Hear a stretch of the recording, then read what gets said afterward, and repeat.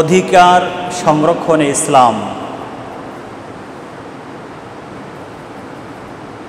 প্রত্যেকটি প্রাণী আল্লাহ যাদেরকেই এই পৃথিবীতে সৃষ্টি করেছেন, যারাই আল্লাহর সৃষ্টি জগতে অস্তিত্ব লাভ করেছে, আল্লাহ প্রত্যেকটি জাতিকে আল্লাহ সবাইকেই অধিকার দিয়ে পৃথিবীতে পাঠিয়েছেন। এই পৃথিবীতে প্রত্যেকটি প্রাণীর অধিকার রয়েছে। যেমন ধরুন, আমরা নিজ হাতে গাছের চারা রোপণ করি, আমরা জমিনে বীজ বপন করি, অথবা গাছের চারা আমরা নিজ হাতে রোপণ করি। এই গাছটি বড় হয়ে আমাদেরকে ফল দেয়, ফল বৃক্ষ হয়। আবার এই গাছ থেকে আমি কাঠ সংগ্রহ করে জ্বালানির কাজে ব্যবহার করি, অথবা ঘরের ফার্নিচারের কাজে, ঘর নির্মাণে আমি ব্যবহার করে থাকি, আরও বিভিন্ন প্রয়োজনে। যে গাছটি আমি নিজ হাতে রোপণ করলাম, বীজ বপন করলাম, আমার উপরে ওই গাছটির অধিকার আছে। আমি বপন করেছি, আমি গাছটির সাময়িক মালিক, আল্লাহ আমাকে বানিয়ে দিয়েছি, কিন্তু আমার উপরেও সেই গাছটির অধিকার রয়েছে সুন্দর করে পরিচর্যা করা, অযথা গাছের পাতা না ছিঁড়া, ডালপালা ভেঙে না দেওয়া ইত্যাদি। আমার বাড়িতে যে প্রাণী আছে, আমাদের মা বোনরা হাঁস, মুরগি, আরও বিভিন্ন রকমের প্রাণী তারা লালন পালন করে থাকেন।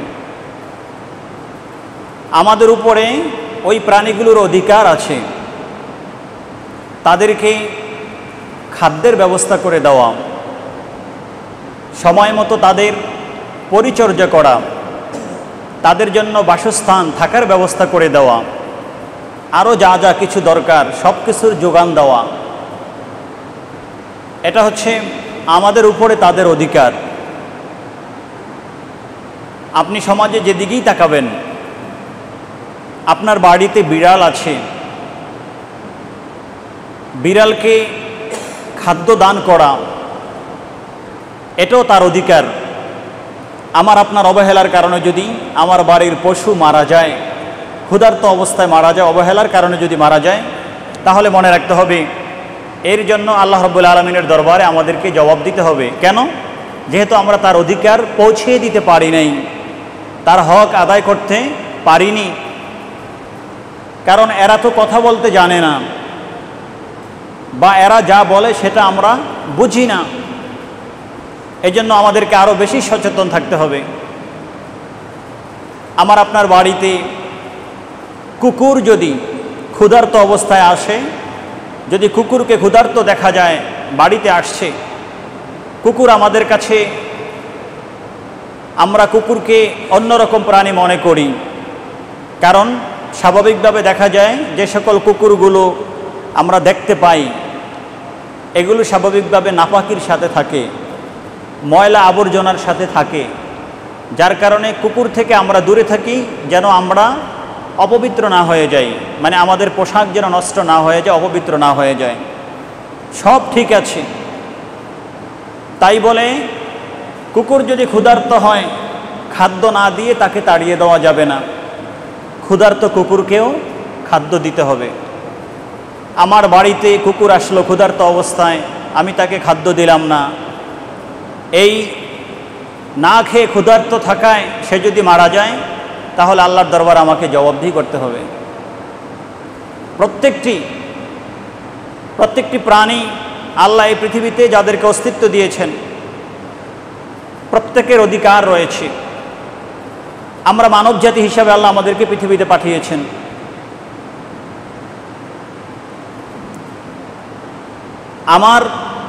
আমি সন্তান হিসাবে পিতামাতার উপরে আমার অধিকার রয়েছে। আবার পিতামাতার অধিকার রয়েছে আমাদের উপরে, সন্তানদের উপরে। স্বামীর অধিকার রয়েছে স্ত্রীর উপরে, স্ত্রীর অধিকার আছে স্বামীর উপরে। সমাজে প্রত্যেকটি মানুষ, এমন অনেক মানুষ বসবাস করে যারা আত্মীয়তার সম্পর্কে সম্পৃক্ত না, আত্মীয়তার সম্পর্ক নেই যাদের সাথে, তাদের মাঝেও আল্লাহ অধিকারকে সংরক্ষণ করেছেন। পরস্পরের উপরে পরস্পরের অধিকার রয়েছে।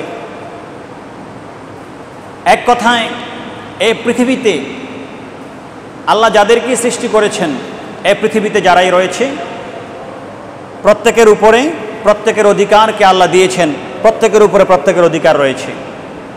এখন আমাদের দায়িত্ব সেই অধিকারগুলো, যার যা অধিকার রয়েছে তার কাছে তার অধিকার পৌঁছিয়ে দেওয়া, তার কাছে তার হক পৌঁছিয়ে দেওয়া।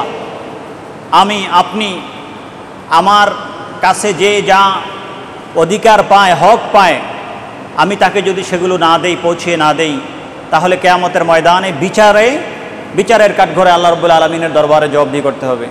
ঠিক আমি যাদের উপর অধিকার রাখছি তারা যদি আমার অধিকারগুলো আমাকে না দেয়, তাহলে তাদেরকেও কিয়ামতের ময়দান আল্লাহর দরবারে জবাবদিহি করতে হবে। একটা মসজিদ পরিচালনায় মুসল্লিদের অধিকার রয়েছে, যারা পরিচালনা করছেন। ইমাম সাহেব যিনি নামাজ পড়ছেন, খতিব যিনি আলোচনা করছেন, মুয়াজ্জিন যিনি আজান দিচ্ছেন। আবার বিপরীত দিক থেকেও অধিকার রয়েছে। একটা দেশ পরিচালনায় যারা রাষ্ট্র পরিচালনা করেন, যারা পরিচালনায় রয়েছেন, তাদের উপরে অধিকার রয়েছে ওই দেশের জনতার। আবার জনতার উপরেও যারা পরিচালনা করেন তাদের অধিকার রয়েছে। একটা ইউনিভার্সিটি, ধরুন চট্টগ্রাম বিশ্ববিদ্যালয়, অথবা আপনার বাড়ির আশেপাশে স্কুল, মাদ্রাসা বা যে প্রতিষ্ঠানগুলো রয়েছে, সেখানেও পরস্পরের উপরে পরস্পরের অধিকার রয়েছে। এক কথায় আল্লাহ এই পৃথিবীকে সাজিয়ে, আল্লাহ এই পৃথিবীকে অস্তিত্ব দিয়ে, আল্লাহ সকলেরকে অধিকার দিয়ে, সকলকে নির্দিষ্ট অধিকার দিয়ে আল্লাহ পৃথিবীতে পাঠিয়েছেন। প্রত্যেকের উপরে প্রত্যেকের অধিকার রয়েছে। এ কথা বলার কারো সুযোগ নাই যে আমার উপরে আরেকজনের অধিকার নাই আর আরেকজনের উপরে আমার কোনো অধিকার নাই, এই কথাগুলো বলার কোনো সুযোগ নেই। এ পৃথিবীতে সবাই স্বাধীন, যারা আছেন পৃথিবীতে প্রত্যেকটি মানুষ স্বাধীন। আবার প্রত্যেকটি মানুষের গলার মধ্যে আল্লাহ অধিকারের মালা পরিয়ে দিয়েছেন। এই অধিকারগুলো আমাদের সবাইকে বাস্তবায়ন করতে হবে। এই অধিকারগুলো আমাদের সবাইকে, যারা প্রাপক যারা হকদার, তাদের কাছে পৌঁছিয়ে দিতে হবে। যদি সেই অধিকার পৌঁছিয়ে দেওয়া হয়, তাহলেই আল্লাহ রসুলের দরবারে নাজাত পাওয়া যাবে। এবং যেখানে অধিকার পৌঁছিয়ে দেওয়া হবে, অধিকার প্রতিষ্ঠিত হবে, সেখানে শান্তি প্রতিষ্ঠিত হবে। আর যেখানে অধিকার থাকবে না, সেখানে শান্তি প্রতিষ্ঠিত হবে না। আল্লাহ রাব্বুল আলামিন আমাদেরকে যেন অধিকার পৌঁছিয়ে দেওয়ার, যারা আমাদের উপরে যে সকল অধিকার রাখেন তাদের উপরে অধিকার পৌঁছিয়ে দেওয়ার আল্লাহ রাব্বুল আলামিন যেন আমাদের সবাইকে তৌফিক দান করেন। আল্লাহুম্মা আমিন।